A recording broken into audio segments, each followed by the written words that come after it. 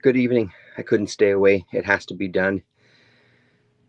Um, I finished reading this tonight, and I think this is going to go down as one of, along with Bloodstar, my favorite Corbin work. Um, Jan Sternad does a fantastic job writing here as well.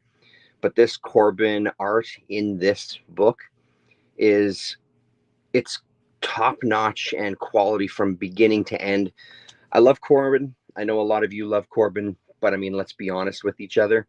In some of the series, even the stuff, part of me that took place in the heavy metal magazine, like the Den and stuff, he's got a style, and sometimes you can see a little bit of the edges from panel to panel, where it looks like he's using kind of heavy reference and his models and lighting the models to really recreate them. And then in the next panel, it'll be something a little more rough. This is consistently beautiful, page after page after page. The coloring is outstanding, and we're going to take a look through it a little closer. But before we do that, it started in June 1979 in Heavy Metal Magazine and was serialized all the way through to, what do we have here? I don't know if you can see that. It says July 1979. So sorry, June 1978 to July 1979. I think it was 14 issues total. I didn't go through every single issue. I do have that whole run. I didn't go through every single issue to see if it missed an issue here or there. But let's say, for the sake of argument, those 14 issues, and you will have the entire Corbin story. Shout out to Russ Works on the comment in the comments on the previous stream from this afternoon. What did he say it was called? The Last Voyage of Sindbad, I think, is what the Catalan Communications one came out as. When I was looking online, there was also, under that same title, one put out by Titan UK. So for those of you overseas, keep an eye out for that. I think that one came out just in a soft cover. I think the Catalan came out in a soft cover and a hard cover. All of this stuff I was looking for on eBay just to kind of get a sense of what's out there. It's all insanely expensive, which makes me appreciate this deal even more. As rough as it is, I think it's still a hell of a good price for it. So that's everything I know about it. This is kind of a look at how the story starts, and then we'll look at the book. Another good thing about these heavy metal publications is I did kind of a side to side with the book and the magazine, and it's identical. It looks exactly the same from one format to the other. So no color loss or image loss that I could see from kind of comparing a few pages. Obviously, I didn't go page by page through the entire story. So we have a pretty wordy setup, but honestly, don't let this freak you out. It's a pretty easy read, and once we kind of get past this first chapter, it really loosens up as far as the dialogue goes. But I mean, Jesus, man, look at that! It's gorgeous. I don't know if this was a real personal story for him or what the deal was, but it felt as I was reading it that he was putting everything into it. He wasn't phoning it in. I'll show you a couple more from the next issue of Heavy Metal. He wasn't phoning it in. I feel like this story really meant something to him. And also, full transparency, I don't think I've read anything of Sinbad or any of these stories in the prose form. It wasn't a book that even my dad, who read to us quite a bit when we were kids, I don't have a memory of him reading this to us, or this stuff to us. So it does also pique my curiosity to have a dig for it. But I mean, you can see here page after page of just stunning color and beautiful layouts and beautiful imagery. Show you a couple more pages here, and then we'll go to the book. So we have kind of a few levels of storytelling going on.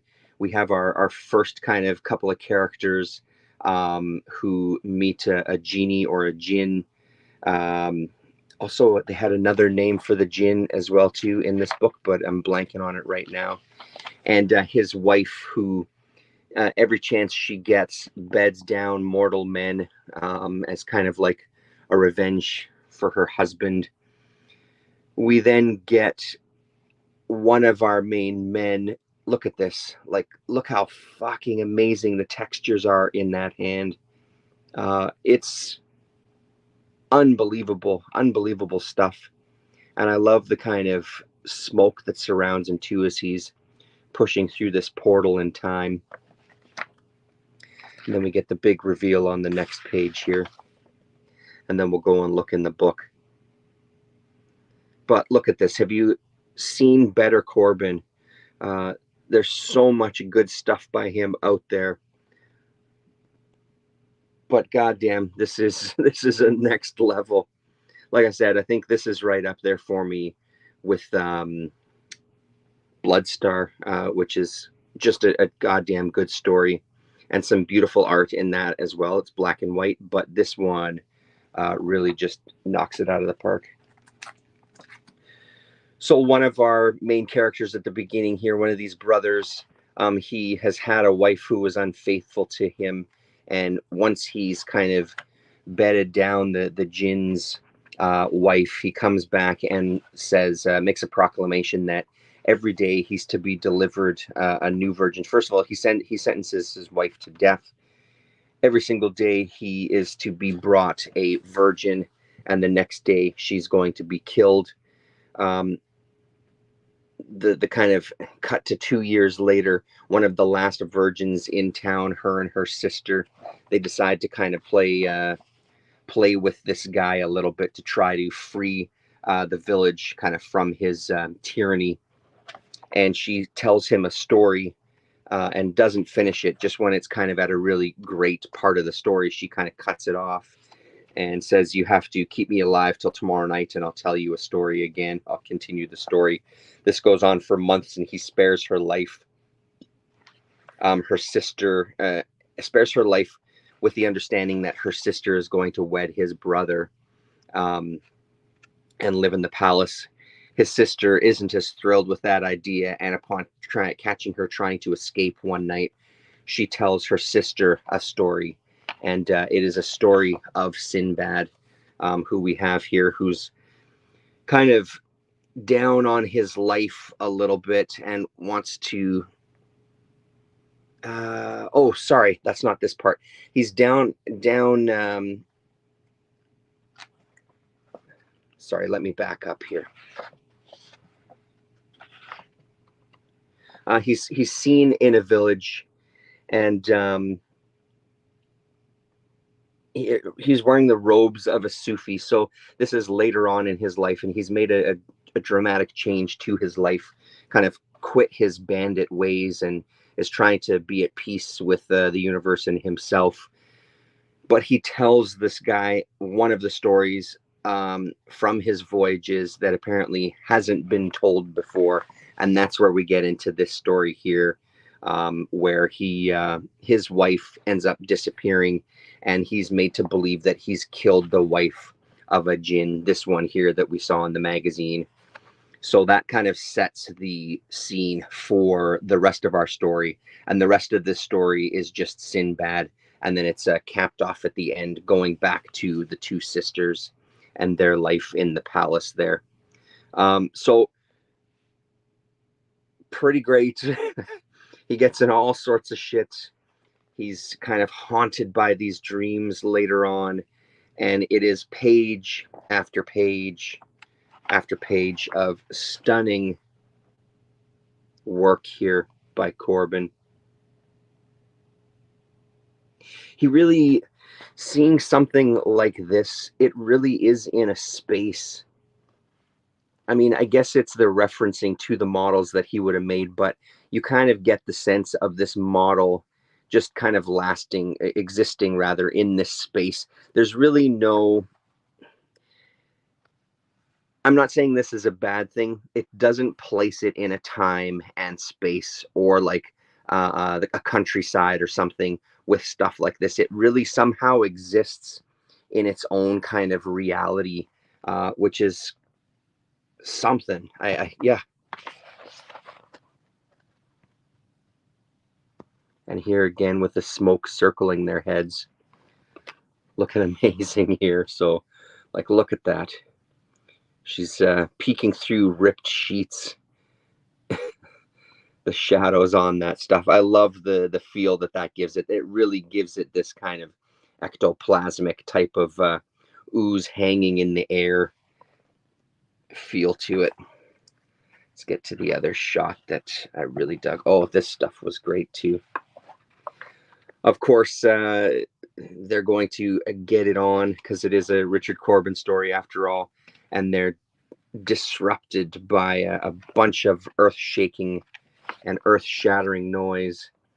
Go out to discover a giant dinosaur breaking up from the ground. Turns out to be the genie again, who's come to kind of torment them, has been watching them, and is just tormenting them, not giving them a moment's peace or pleasure. So Sinbad sits alone on the hill and starts talking to a stray dog. "Are you starved for affection, dog?" "Yeah, me too," as he looks off into the distance. And then here's a shot of the city that we eventually find, and the story continues. I won't take you through any more than this, but I'll leave it at that for you. It was too good to pass up an opportunity to talk about this book. I really should put together a Corbin playlist on my YouTube channel, because at this point I've done so many Corbin videos. I really should collect them. And you can see, so this is the final chapter of the heavy metal story series, and you can see the coloring changes for this one as we kind of get back to present time, and we're a little more, even us as a reader are a little more enlightened. So lots of brighter colors on this one.